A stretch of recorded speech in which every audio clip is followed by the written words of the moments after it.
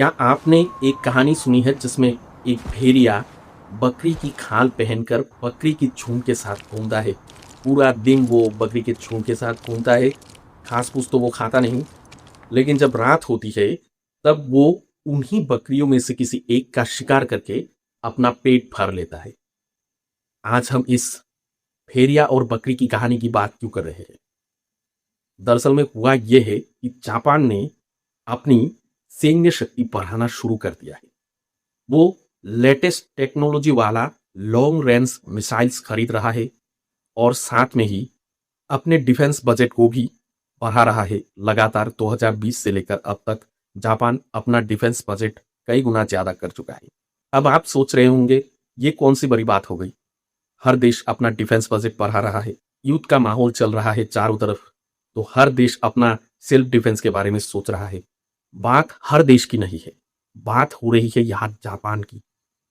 Japan, जी हाँ guys, आप सोच रहे होंगे जापान तो एक बहुत ही शांतिशील देश है। अरे वो थर्ड लार्जेस्ट इकोनॉमी है दुनिया भर में। जापान टेक्नोलॉजी में वर्ल्ड फेमस है। जापानी कार टोयोटा फॉर्च्यूनर लेने के तो हर इंडियन का एक सपना होता है। जापान का सोनी कैमरा बहुत ही खास, बहुत लोगों का सपना रहता है एक सोनी कैमरा खरीदने का। वही जापान जिसको हेनली पासपोर्ट इंडेक्स में दुनिया भर में सेकंड रैंक मिला हुआ है। पिछले 10 साल में अगर हम देखें तो जापान कभी तीसरे स्थान से कभी गिरा ही नहीं हेनली पासपोर्ट इंडेक्स में। इसका मतलब है कि अगर आपके पास जापानी पासपोर्ट है तो आपको एक बहुत ही शांतिशील व्यक्ति माना जाता है और दुनिया की लगभग 187 देश आपको वीसा फ्री एंट्री देते हैं। यानी कि आपको एडवांस में कोई परमिशन नहीं लेनी पड़ेगी दूसरे देश में ट्रेवल करने के लिए। ऐसा एक देश जापान, उसको हम इस कहानी के साथ क्यों जुड़ रहे हैं? जापान तो वो देश है जिसमें यूएस ने 2 न्यूक्लियर बम गिराए थे। वो देश जिसने 2 न्यूक्लियर बम झेले हैं, उसके बारे में हम इस तरह से कैसे बात कर सकते हैं?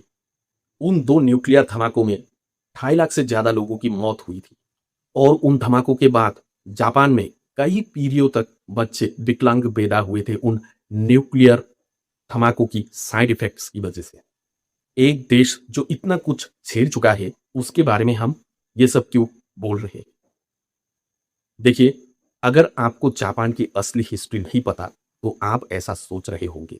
जिनको जापान का वो काला, वो डार्क हिस्ट्री पता है, वो जरूर जानते होंगे कि जापान कैसा था और अब क्या बन चुका है। अब मैं जो खुलासा आपके सामने करने जा रहा हूं, इससे आपके रोंगटे खड़े हो जाएंगे। हाँ, ये बात सच है, 2.5 लाख से ज्यादा लोगों की मौत हुई थी उन न्यूक्लियर धमाकों में, लेकिन इससे कई ज्यादा क्रूरता जापान ने अपनी हिस्ट्री में दिखाई है।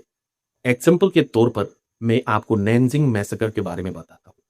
नैनजिंग चीन में स्थित एक जगह जहां पर जापान ने 1937 में हमला किया।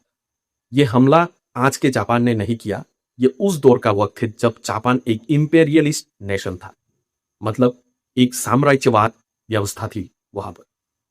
तो 1937 के दिसंबर 13 में क्या होता है, जापानी आर्मी चाइना के नैनजिंग शहर में हमला करके कब्जा कर देते हैं। उस कब्जे के बाद जो हुआ वो इतिहास कभी भुला नहीं पाएगी। 6 हफ्तों तक जापानी सेना ने वहां पर कत्लेआम मचाया। 3 लाख से ज्यादा लोगों को मार दिया गया। यही नहीं, वहां के औरतों और यहां तक कि बच्चों के साथ यौन शोषण किया गया। और ये एक दो इंसिडेंट नहीं था, ये मास स्केल पर हुआ। उस वक्त के विदेशी मीडिया इसके बारे में लगातार छापते थे। इंसानों को जिंदा जलाया जाता था। जापानी सेनाओं में कंपटीशन होती थी, कौन कितना ज्यादा लोग मार सकते हैं कम समय में। शर्त लगाई जाती थी कि कौन 100 लोगों को सबसे पहले खत्म कर सकता है। अगर आपको लगता है कि यही सिर्फ एक इंसिडेंट है, नैनजिंग मैसेकर, नैनजिंग हत्याकांड, तो आप जरा ठहरिए, जरा धीरे से, क्योंकि ये तो बस एक शुरुआत है। जापान ने ऐसे कई कांड कर रखा है। अब सुनिए कहानी यूनिट 731 की। जापानी आर्मी में एक यूनिट था 731। ये यूनिट बदनाम थी इंसानों पर बायोलॉजिकल एक्सपेरिमेंट्स करने के लिए। जी हाँ, आप सही सुन रहे हैं। इंसानों के साथ एक्सपेरिमेंट किया जाता था, बायोलॉजिकल एक्सपेरिमेंट। लोगों को पकड़ कर लाते थे चाइना, कोरिया और वहाँ की एशियन नेशंस से, और फिर उन पर अत्याचार किए जाते थे एक्सपेरिमेंट्स के नाम पर। जापानी आर्मी एक्सपेरिमेंट्स करती थी कि इंसान के शरीर कितना अत्याचार झेल सकता है, कितनी बीमारी झेल सकती है, और क्या वो कितने ठंड में वो सरवाइव कर सकता है, कितनी गर्मी में वो सरवाइव कर सकता है। इसके लिए जिंदा इंसानों को -30 डिग्री सेल्सियस में नंगा छोड़ दिया जाता था।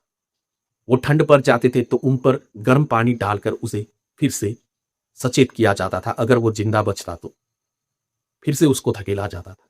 इस तरह से एक्सपेरिमेंट्स होते थे।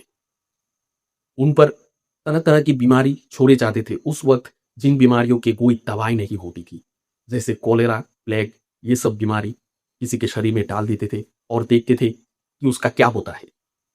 यही नहीं, बिना एनेस्थेसिया के लोगों पर ऑपरेशन किए जाते थे। देखा जाता था कि लोग दर्द कितना महसूस करते हैं। फिर 1942 में वर्ल्ड वॉर के वक्त फिलीपींस में बतान पेनिनसुला में जो हुआ वो आपका दिल दहला देगा। दरअसल में कई महीनों से जंग चल रहे थे, वर्ल्ड वॉर 2 का समय था। फिलीपींस और अमेरिकन फोर्सेस एक साथ जापान के खिलाफ लड़ रहे थे, लेकिन जापानी आर्मी उन पर भारी पड़ गए और उन्होंने सरेंडर कर दिए जापानी आर्मी के सामने। फिर जापानी आर्मी ने जो किया, इतना क्रूरता आज तक शायद कहीं किसी और सेना पर नहीं दिखी। लगभग 80,000 सैनिकों को बंदी बना लिया गया और फिर उन्हें 100 किलोमीटर तक तपती ट्रॉपिकल धूप में चलने के लिए कहा गया, प्रिजन कैंप तक। ना उन्हें खाना दिया गया, ना उन्हें पानी दी गई। कई दिनों का इस सफर में बहुत लोगों की मौत हो गई। बहुत सारे सोल्जर्स ने दम तोड़ दिए। जो कोई भी रुकता था उसे पीट पीट कर मार दिया जाता था। और फिर जब वहां तक पहुंचे, जो बचे कुछ लोग थे जो वहां तक पहुंचे, वहां पर भी उन्हें ओवर क्राउडेड सेल में रखा गया, जिससे वहां पर भी बहुत लोगों की मौत हो गई। फिर मनीला की घटना है 1945 में। जापानीज आर्मी और अमेरिकन आर्मी के बीच लड़ाई चल रही थी। अमेरिका के साइड में फिलीपींस सोल्जर्स भी थे। मनीला फिलीपींस की एक शहर है। जापानी आर्मी जब हारने लगी तो उन्होंने क्या किया, निहत्थे लोगों को, निहत्थे सिविलियंस को मारने लगे, कत्लेआम मचा दिए, लोगों के घर जला दिए। हजारों की संख्या में घर जल गए। लगभग 1 लाख से ज्यादा लोगों की मौत हुई, जो सब के सब सिविलियंस थे। इस घटना को इतिहास में मनीला मैसेकर कहा जाता है। अगर आप सोच रहे होंगे ये तो जंग है, सभी जंग में कुछ ना कुछ सिविलियन कैजुअलिटीज होती ही रहते हैं, तो जरा ठहरिए। अब मैं जो आपको बताने जा रहा हूं, इससे आपका ये कॉन्सेप्ट भी बदल जाएगा। ये कहानी है कॉम्फोर्ट वुमेन की। वो महिलाएं जिनको चाइना, कोरिया और बाकी अन्य एशियन देशों से उठाकर लाया गया था, सिर्फ इसीलिए कि उन्हें सैनिकों के सामने परोसा जाए। जापानीज सैनिकों के सामने सैनिकों के लिए कॉम्फोर्ट स्टेशंस बनाए जाते थे। कॉम्फोर्ट स्टेशंस का मतलब वो है जहां पर सैनिक जाते थे आराम करने के नाम पर उन औरतों के साथ अत्याचार करने। यहां पर बहुत सारी ऐसी लड़कियां भी थी जिनकी उम्र 18 से कम थी। उन्हें दूसरे देशों से उठाकर लाया जाता था और सैनिकों के सामने परोसा जाता था। अब आपके मन में एक सवाल जरूर उठ रहे होंगे, इतनी बेरहमी क्यों? आखिर जापानी सेना इतनी बेरहम कैसे हो गई? क्या वजह हो सकती है इसके पीछे? दोस्तों, इसके पीछे कोई एक वजह नहीं है, कई वजह है इसके पीछे। देखिए, वर्ल्ड वॉर 2 से पहले का जो जापान है वो इंपेरियलिस्ट जापान था। वो मिलिटरिज्म फॉलो करता था। मिलिट्री को सुप्रीम माना जाता था वहां पर। और जापानी मिलिट्री एम्पिरोर को भगवान का दर्जा देते थे। मतलब ऐसा एक शासक जिसके ऊपर कोई नहीं है, जिससे सवाल पूछने वाला कोई नहीं है। नो अकाउंटेबिलिटी, कोई जवाबदेही नहीं। लेकिन ये सिर्फ एक फैक्टर था, इसके पीछे कई और कहानी है। जापान में सामुराई कल्चर थी। सामुराई क्या होता है? सामुराई एक वॉरियर होता है।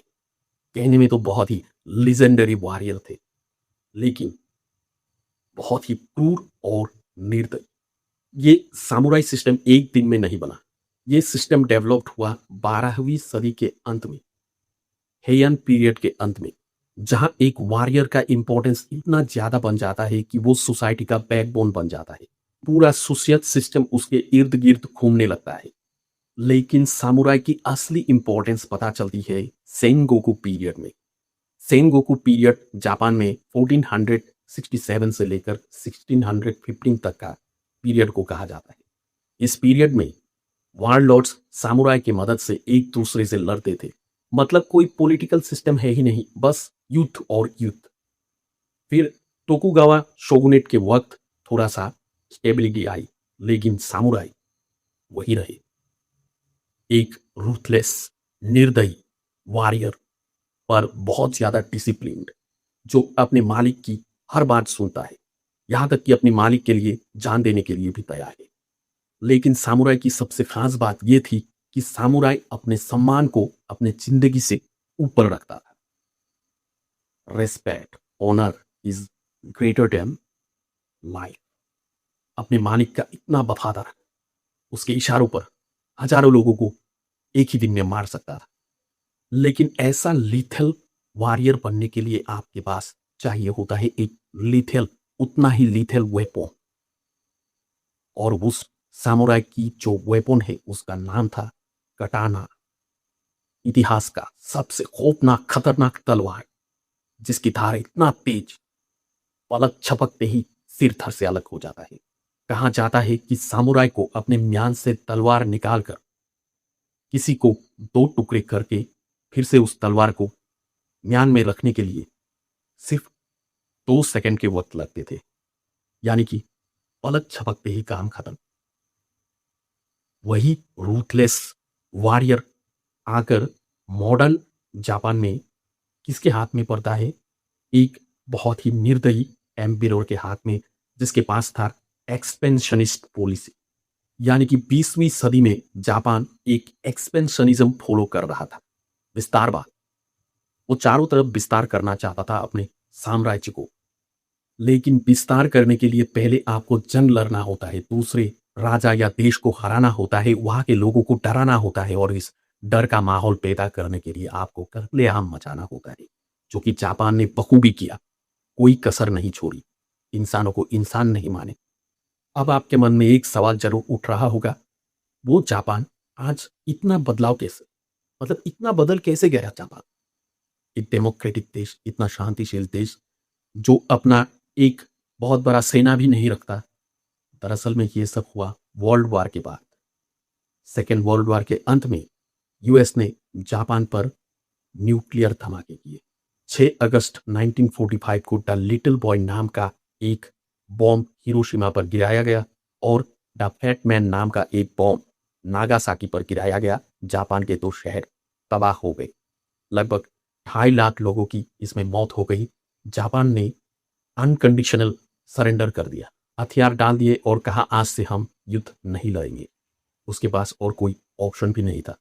यूनाइटेड स्टेट्स एक डेमोक्रेटिक कंट्री था, वहां पर सेंटिमेंट्स पड़े कि जापान तबाह हो गया है, इसका रिकॉन्स्ट्रक्शन करना चाहिए हमें। तो यूएस ने डोगलस मैकआर्थर को भेजा। डोगलस मैकआर्थर वो आदमी जिसने जापान को आज वो जापान बनाया जो आज वो है।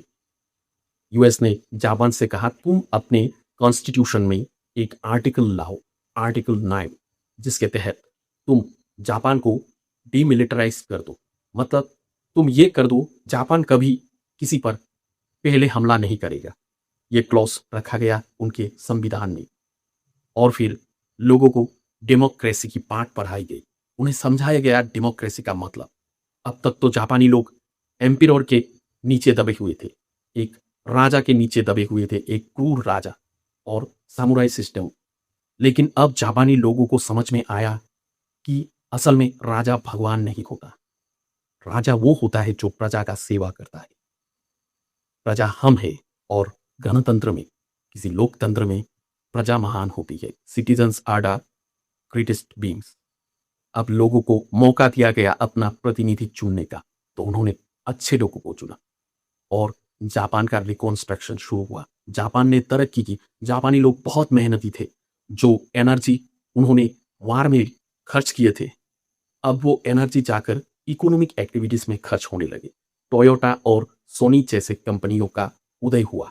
जापान वो पहला देश है जिसने बुलेट ट्रेन चलाया। आज जापान इतना तरक्की कर चुका है कि ये कॉन्टिन्यूसली वर्ल्ड के टॉप 3 इकोनॉमीज में रहता आया है पिछले कुछ दशकों से। जापान के इस इकोनॉमिक प्रोग्रेस में यूएस का काफी हद तक सपोर्ट रहा है, क्योंकि जापान ने मिलिट्री में स्पेंडिंग बहुत कम किया।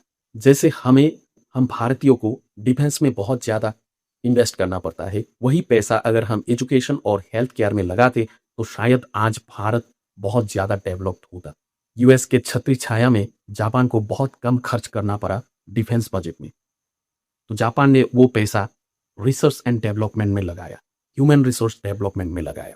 आज जापान वो बन गया है जो आज हम देख रहे हैं, वर्ल्ड्स 3rd लार्जेस्ट इकोनॉमी, एक रेस्पेक्टेबल कंट्री। लोग आप उनका देखिए कितना हार्ड वर्किंग है। आज का जापान वो जापान नहीं है जो पहले हुआ करता था।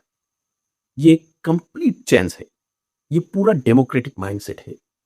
लेकिन तो फिर हमने उस वेरी का एग्जाम्पल क्यों दिया? यहां पर आपको एक चीज समझना है, हिस्ट्री का एक नियम है, हिस्ट्री रिपीट्स इटसेल्फ। अगर थोड़ा सा ढील पड़ गई और आर्टिकल 9 को हटा दिया गया, कोई तानाशाह आ गया, तो शायद चीजें बदल सकती है। लेकिन आज ऐसा होने का संभावना 99.99% नहीं के बराबर है। जापान अगर आज अपना डिफेंस बजट बढ़ा रहा है, लॉन्ग रेंज मिसाइल खरीद रहा है, या फिर अपना सैन्य शक्ति बढ़ा रहा है, तो इसके पीछे का वजह है चाइना और नॉर्थ कोरिया। नॉर्थ कोरिया क्या करता है, किम जोंग उन महीने भी बीतने नहीं देते, जापान के ऊपर से मिसाइल चला देते हैं। अब जापान के पास उतना एडवांस टेक्नोलॉजी तो है नहीं वारफेयर के मामले में जितना नॉर्थ कोरिया ने डेवलप कर रखा है। उधर से चाइना भी बहुत एग्रेसिव हो गया है, साउथ चाइना सी पर। ग्लोबल पावर डायनामिक्स बदल रहा है और यूएस का भी हम पॉलिसी शिफ्ट देख रहे हैं। यूएस डिफेंस में दूसरे देशों के डिफेंस में कम खर्च कर रहा है इन दिन। और डोनाल्ड ट्रंप के आने के बाद तो अब हालात ऐसा हो गया है कि आप कुछ प्रिडिक्ट नहीं कर सकते कि अगले दिन डोनाल्ड ट्रंप क्या करने वाला है। तो ऐसे में जापान को मजबूरन ये सारे स्टेप्स लेने पड़ रहे हैं। वीडियो अच्छा लगा तो प्लीज़ एक लाइक कीजिए और चैनल को सब्सक्राइब कीजिए। मिलते हैं अगले वीडियो में, तब तक के लिए जय हिंद।